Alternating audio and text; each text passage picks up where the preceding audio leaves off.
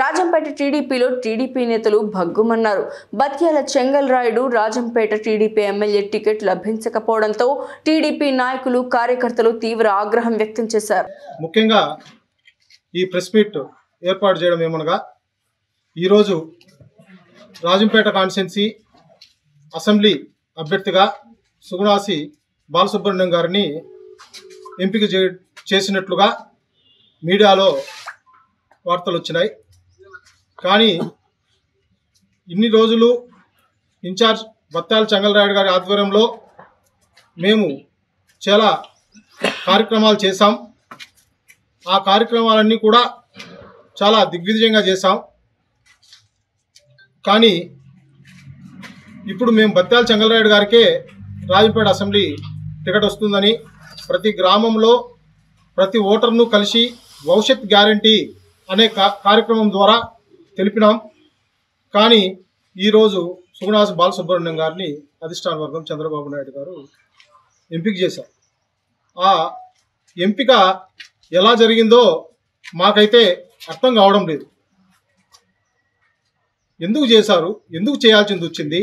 రాజంపేటలో 3-4 వ్యక్తులు అసెంబ్లీ అభ్యర్థం కోసం పోటీ పడడం జరిగింది.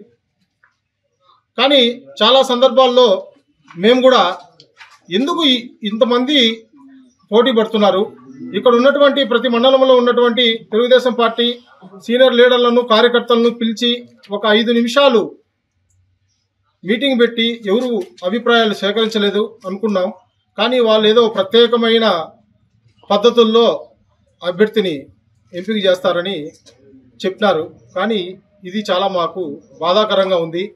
ఎందుకంటే నా పేరు అద్దెపల్లి ప్రతాప్ రాజు, రాజంపేట పార్లమెంట్ అధికార ప్రతినిధి, క్లస్టర్ 04 ఇన్ఛార్జిని.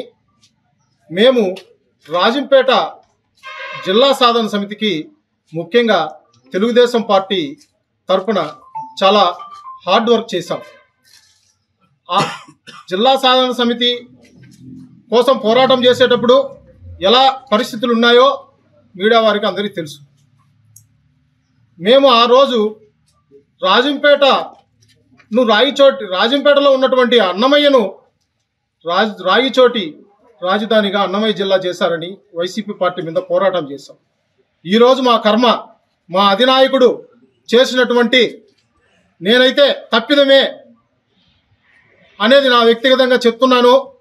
ఈరోజు పాలకొండరాయుడు అనే ఫ్యామిలీ చాలా తెలుగుదేశం పార్టీకి విలువైన కుటుంబం.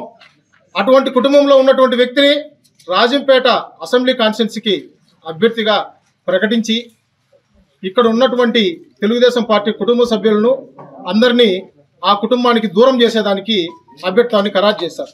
మేమైతే రాయిచోట్లో ఉన్నటువంటి పాలకొండ బాలసుబ్రహ్మణ్యం గారికి వ్యతిరేకం కాదు. కానీ ఇక్కడ ఉన్నటువంటి ప్రజలకు మేమందరం చెప్పాం రాయిచోటికి పోయిందని. ఈరోజు రాయిచోటి అభ్యర్థాన్ని ఇక్కడికి తీసుకొచ్చారు.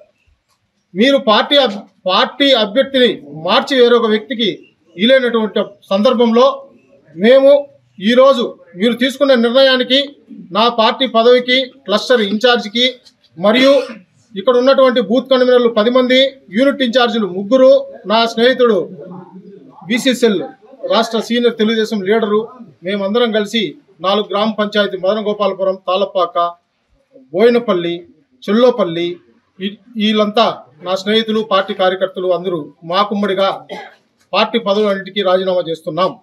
కానీ మీరు సభ్యత్వాన్ని మార్పు లేనప్పుడు మేము గ్రామాల్లో ఉన్నటువంటి ప్రజలను, మా స్నేహితులని, మండల లీడర్లను అందరినీ సలహాలు సూచనలు తీసుకుని మా నిర్ణయాన్ని మళ్ళా మీడియా సమావేశం పెట్టి పార్టీలో ఉండాలా లేదా అనేది కూడా నిర్ణయం తీసుకుంటామని మీడియా ముఖంగా మేము తెలియజేస్తున్నాం.